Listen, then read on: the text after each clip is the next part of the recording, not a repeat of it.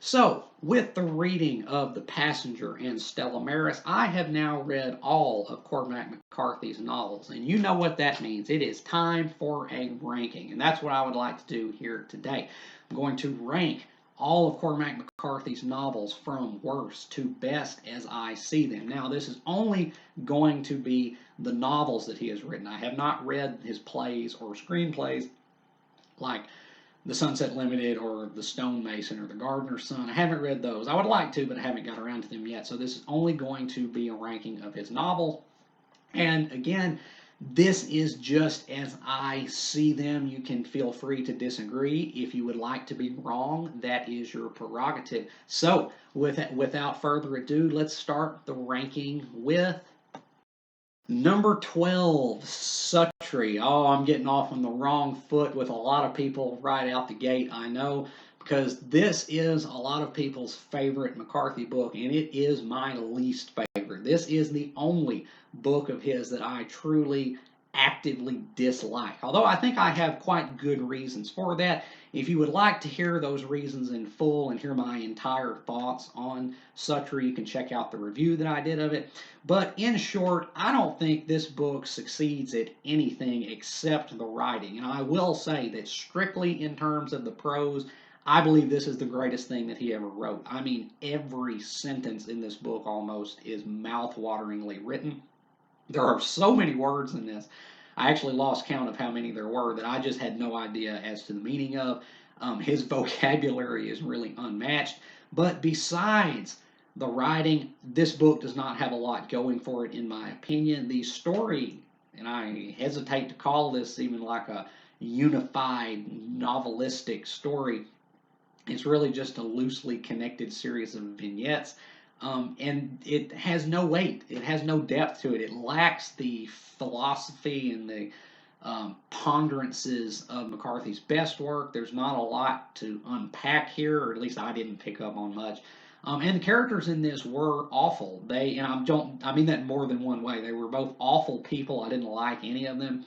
But beyond that, they were not rendered in any kind of depth. And besides that, they were all basically just the same character. They all talked the same, they all acted the same.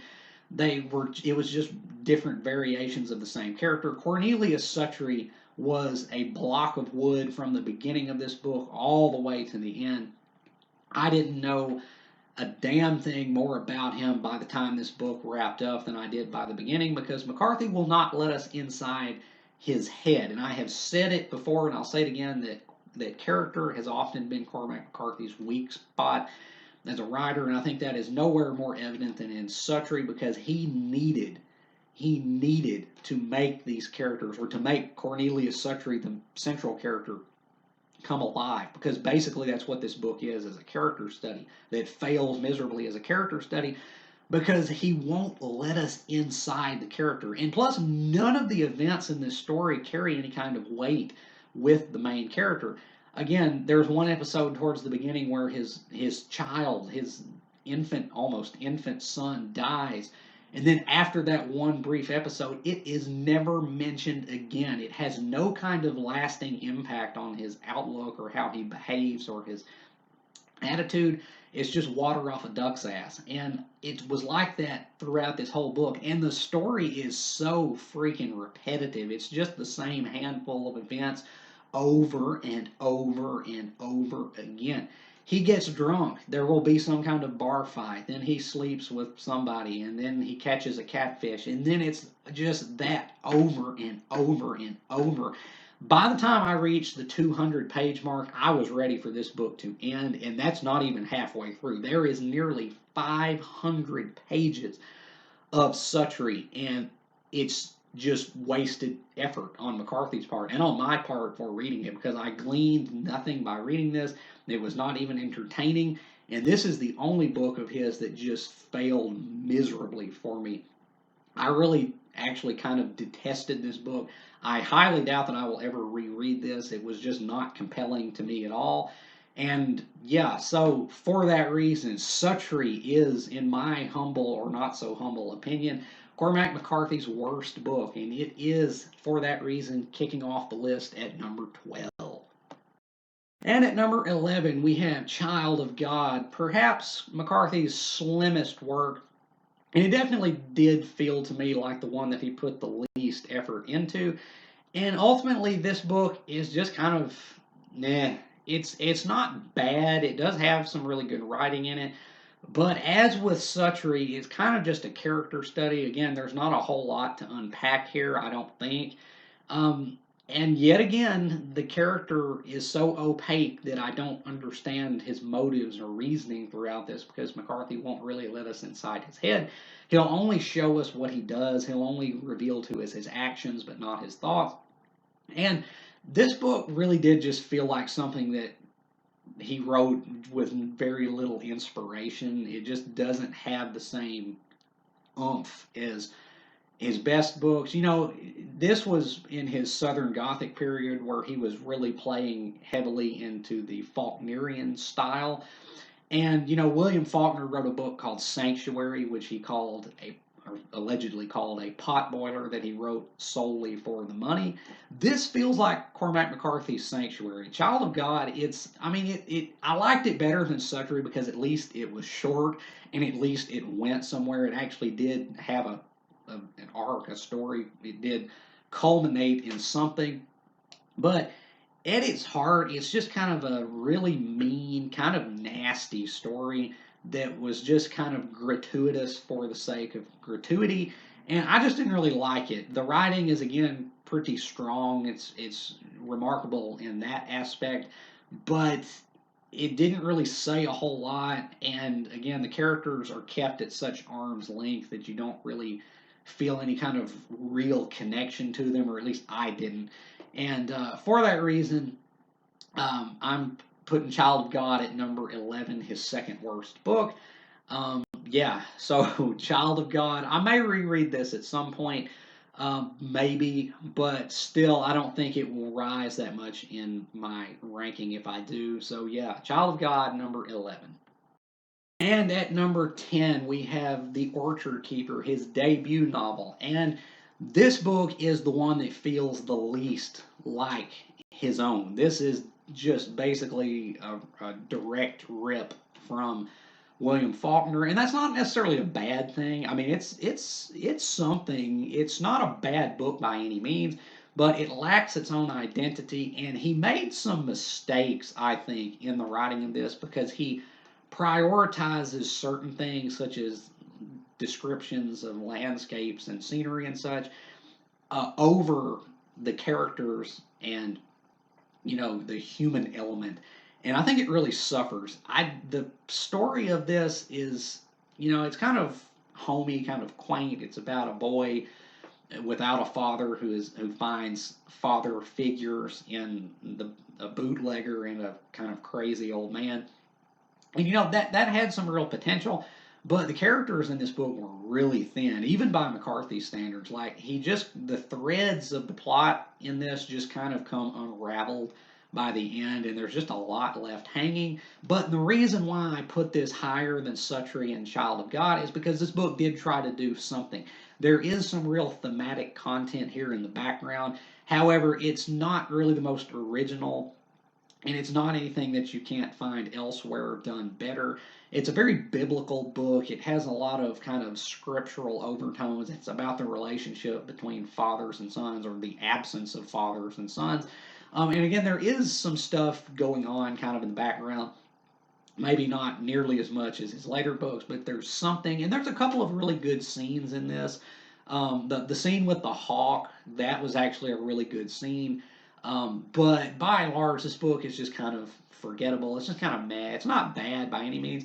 And as a debut novel, that is a distinction we should make, is that just taken solely by itself as a debut novel, this is up there. Like, this is up there. This is a pretty good debut novel, but taken in relation to the rest of his body of work, it's not really anything special.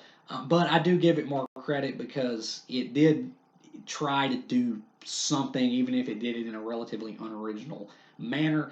But I'll give it credit. And so, coming in at number 10, The Orchard Keeper, his debut. And at number 9, we have Outer Dark. So, of the 4 books which comprise his Southern Gothic period, this is the only one that I have any true affinity for because this book was really something.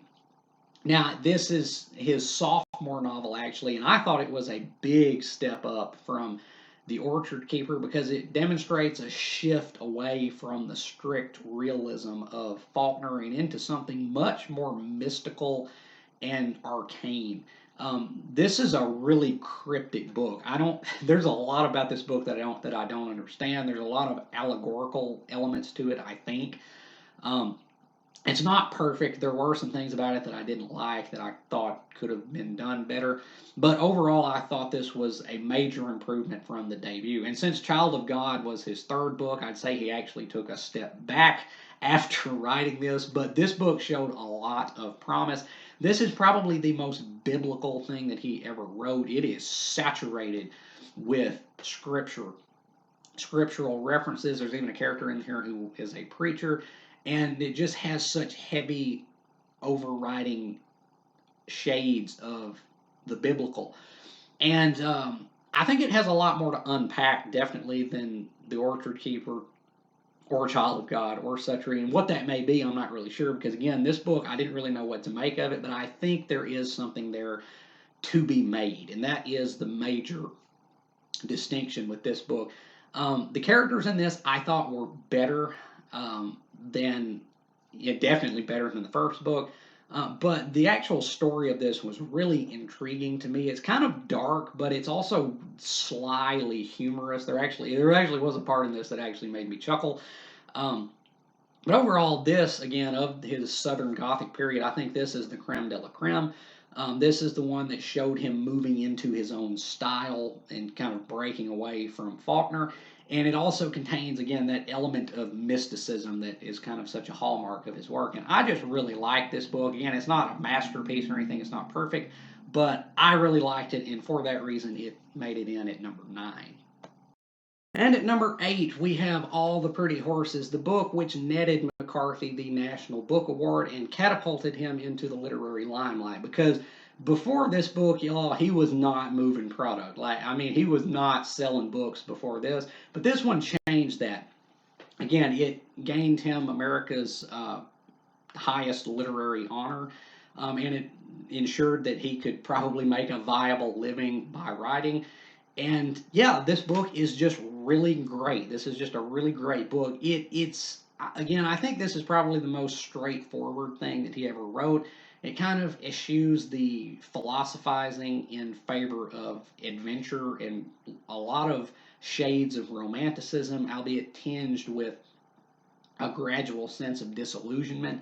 But this book is just a really great story. And this is the kind of book that I like to see win the National Book Award more so than some of their choices in other years. I'm not going to go down that rabbit hole. But this is just a really great story told really greatly. It's the story of John Grady Cole and his friend Lacey Rawlins as they saddle up and hightail it down to Mexico to go live the lives of cowboys, only to find out that cowboy life kind of sucks and it's a lot rougher than they anticipated. This book is not dark, really. There are parts of it that are kind of dark, but overall, this book is just kind of adventurous. It has a nice sense of adventure to it. Kind of a callback to like classic westerns like by Zane Grey and Louis L'Amour, although written far better. But yeah, again, I'm not sure how much you can really dissect in this book, how much you can really pick apart and say, well, this means this and whatever. This is just, again, a really good story told really well, and it is just a great book, and I love it. It's just that I think other books of his have surpassed it, but as it stands, this is coming in at number 8, All the Pretty Horses. At number 7, we have Cities of the Plain, the final book in the Border trilogy, which was inaugurated by All the Pretty Horses. This book seems to cover a lot of the same territory as All the Pretty Horses did, although I think it did it a lot better. The element of romance in this book is a lot more moving and a lot more impactful to me than it was in the first book. This has the protagonist's from both All the Pretty Horses and The Crossing together, and it makes good use of them, I think. It's kind of a return to the adventurous style of All the Pretty Horses, except for the epilogue. And the epilogue to Cities of the Plain is one of the most inscrutable things that I think McCarthy has ever written.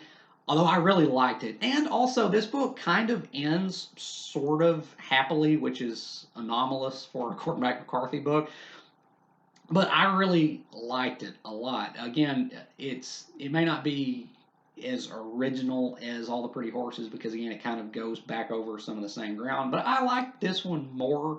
Again, the emotions were heightened in this book. There was a lot more weight, I thought, in the emotional area in this book than there was in the first one. And that's saying something because the first one was a pretty emotional book. But this one just hit harder for me, and for that reason, it is number 7, Cities of the Plain. And coming in at number 6, we have Stella Maris, the companion piece to The Passenger, and as well as his most recent book, and more than likely the last book that he will ever publish. And I really love this book. This is, again, I think the most transparent thing that he's ever written, probably the most cerebral thing that he's ever written. The only reason I'm putting it this low is because this does not stand on its own, really. It's definitely something that serves as something of a coda to The Passenger. You really need to read that book before this one. But yeah, this book is really good. It's just a series of conversations that's rendered almost entirely in dialogue. It's basically, as I said in my review of it, just a modern-day Socratic dialogue disguised as a novel, but man, does it cover some territory. This book runs the gamut of advanced mathematics and physics and philosophy.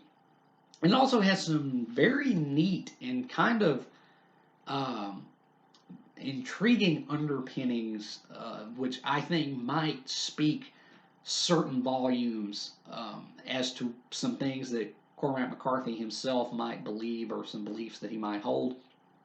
I think this book is kind of the most transparent thing he's ever written, but I loved it. I just didn't think that it could really stand on its own. It is kind of an addendum to The Passenger, but definitely pick this up if you've read that book because it does make a nice coda. It's also pretty moving, but the main thrust here is that it gives you a lot of food for thought. But yeah, for that reason, it's coming in at number 6, Stella Maris. And at number 5, we have The Road. This is probably the most depressing book I have ever read. I will always remember the first time I tried to read this. I was actually in school, and I had to stop because damn did it nearly mess me up. It overwhelmed me with such a potent sense of depression and despair that I just had to put the book down. But when I eventually did pick it up years later and read it all the way through, it really did bowl me right over.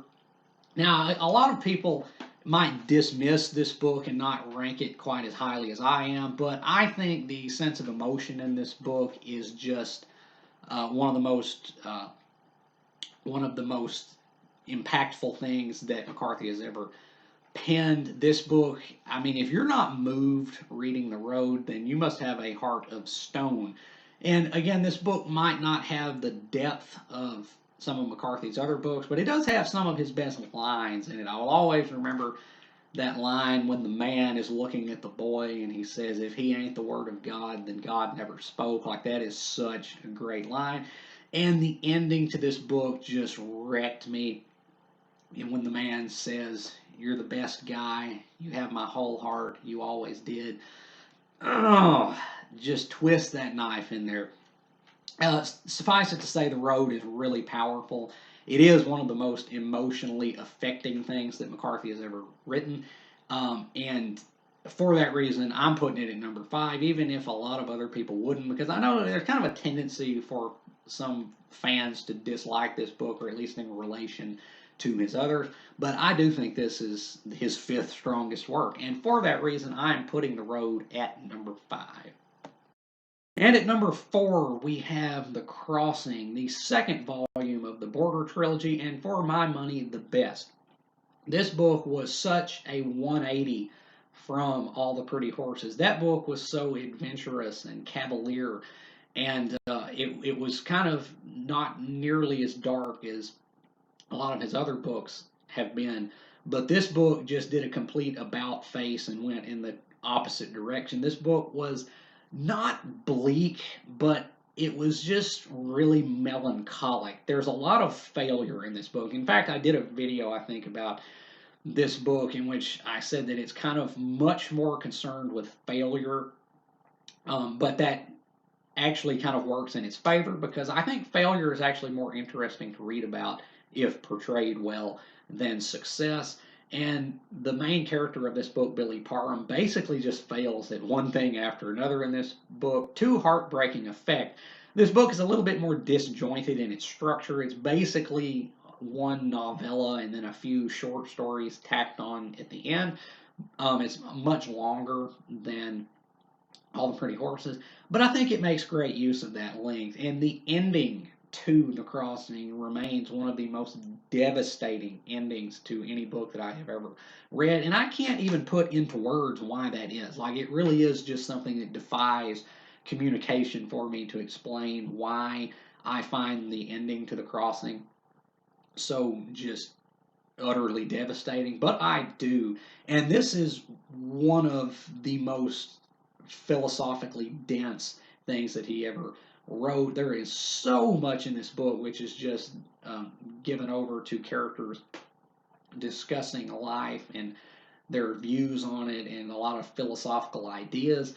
But yeah, this is kind of kind of a heavy book. It is a very heavy book, but it's also again what I consider to be the strongest of the Border Trilogy and also his fourth strongest work overall. So yeah, at number 4, The Crossing. And at number 3, we have No Country for Old Men. Now, this is one of the most simplistically written, actually, I think the most simplistically written of all his books. The writing in this book, the prose, is a lot more basic than most of his other books, and that is because this book started out as a screenplay. And the irony of that will never cease to make me chuckle that he wrote this story as a screenplay, but then nobody apparently wanted it, so he turned it into a book, which then got readapted into a screenplay, which went on to win Best Picture. The irony of that is just perfect.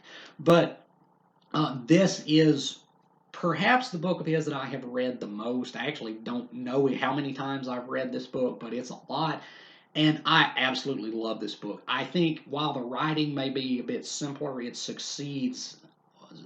It succeeds on basically every other level, and it succeeds with flying colors as well.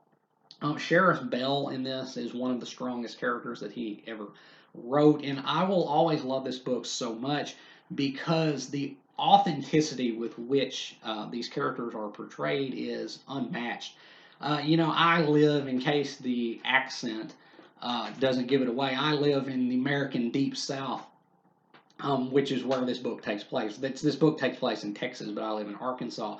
But I can tell you that the voice that Sheriff Bell speaks in this book, the italicized parts that open each chapter, which are just his interior thoughts, which is one of the only times McCarthy has ever done that, and a major reason why I rank this book so highly.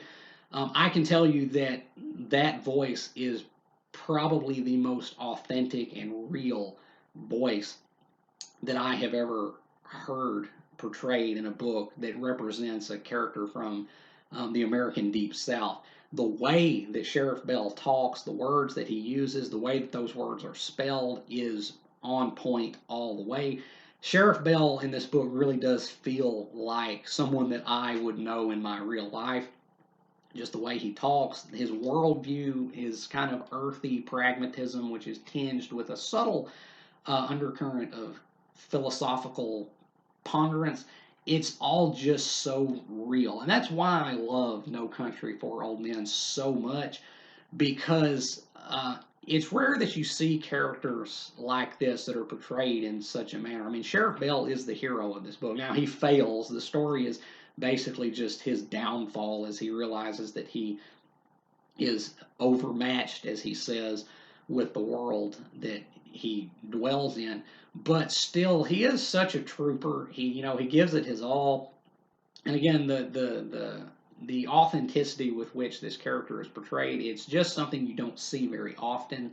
And I love this book. This is, again, my third favorite Cormac McCarthy book.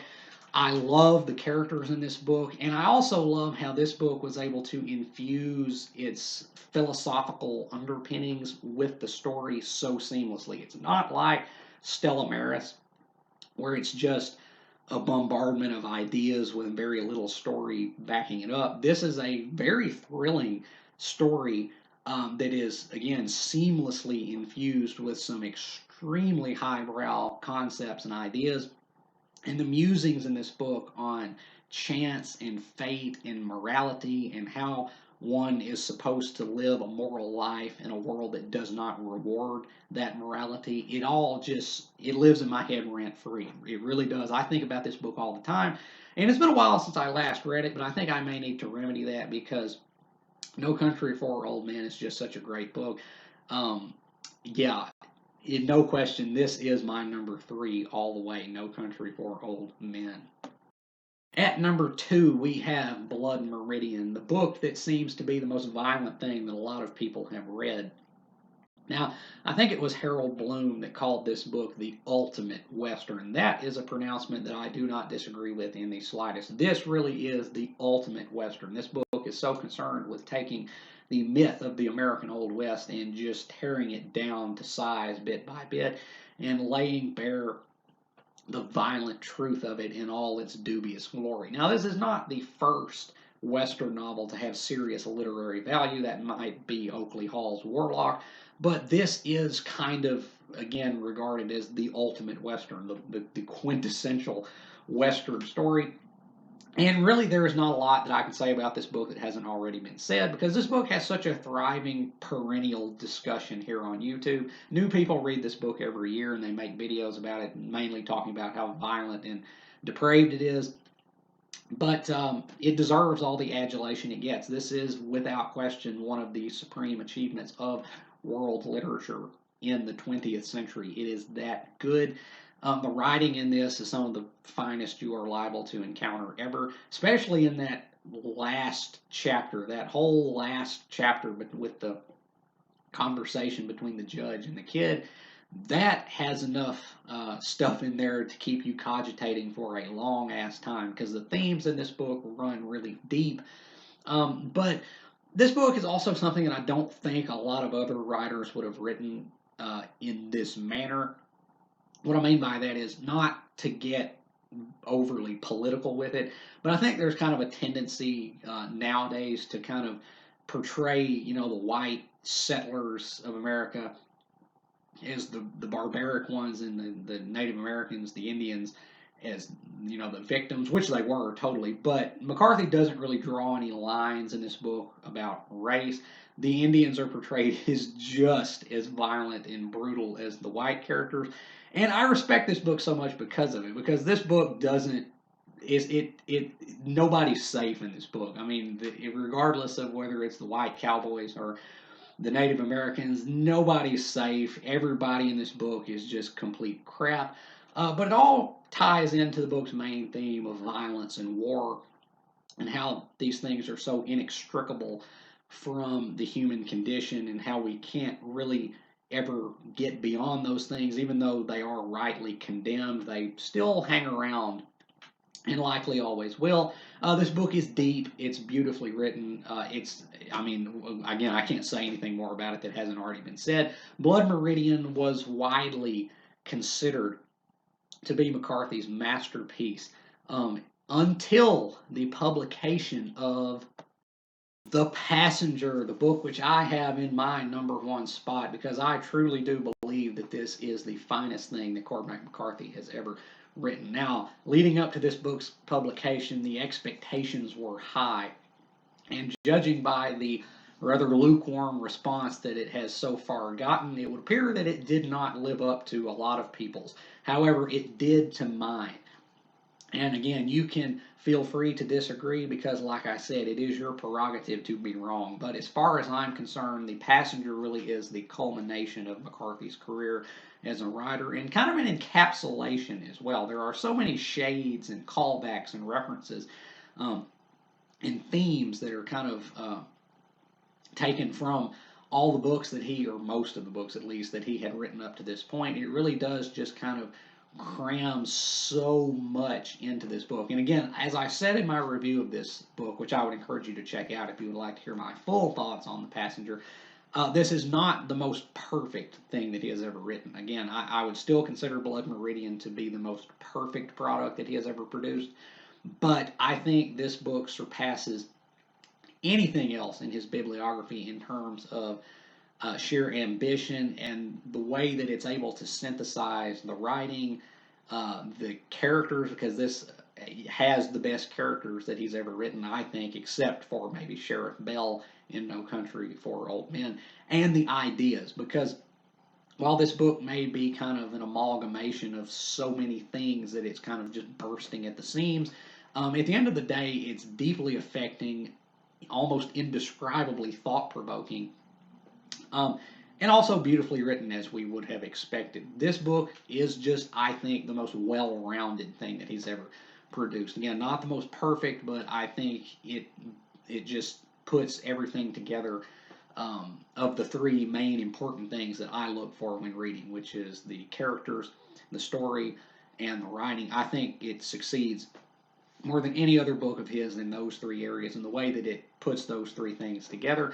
Again, a lot of people may be disappointed in the way that the story turns out or doesn't turn out, but if you really thought that this was just going to be some kind of straightforward thriller novel going into it, well, then the failure lies on your part, not the book's, because you should have known going into this it wasn't going to be that.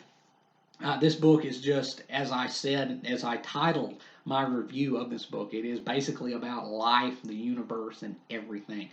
He really does try to shove so much into this book that it occasionally stumbles in its um, setup of this, as I mentioned in my review, but it more than makes up for it in the overall impact of it. And so, for that reason, I do believe that The Passenger is Cormac McCarthy's finest achievement as a writer, and for that reason, it is number one to me, at least. So, this has been my ranking of the novels of Cormac McCarthy, a bibliography that I have had such pleasure going through, with the exception of one or two books. Cormac McCarthy is my favorite writer, if you didn't know that. You should have known that. And I hope that I have provided adequate reasoning for the way that I have ranked these books, because I know that a lot of people would disagree with this order. But it's just me. As I said, feel free to disagree. Feel free to be wrong if you wish. But yeah, have you read any or all of these books? If you have, let me know down in the comments what you thought about them, whether you have agreed or disagreed with anything that I have said about them here today, or how I have them ranked. If you have not read these books, with the exception of the first couple maybe, get out there and read them, because these books are, I think, some of the finest you are liable to encounter, contemporarily at least. And yeah, I think that Cormac McCarthy has proved himself to be not only one of America's finest writers, but one of the world's finest writers as well. And as always, if you have enjoyed anything you have seen or heard here today, remember to hit that like button, subscribe. I would really appreciate it. And until next time, peace.